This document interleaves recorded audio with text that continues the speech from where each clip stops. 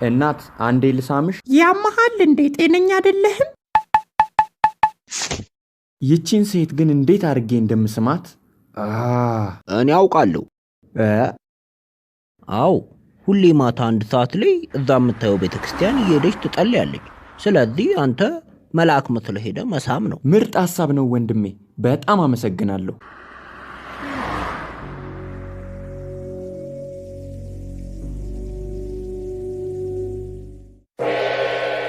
የኔ ልጅ ጸሎትሽ ተሰምቷል፣ ግን መጀመሪያ እንዲሳካልሽ እኔን ልትስሚኝ ይገባል። እሺ፣ በጣም ደስ ይለኛል።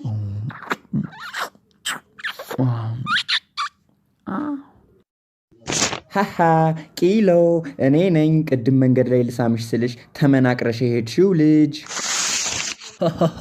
ቂሎ፣ እኔ ደግሞ ቅድም ይሄን ሐሳብ የነገርኩ ልጅ ነኝ።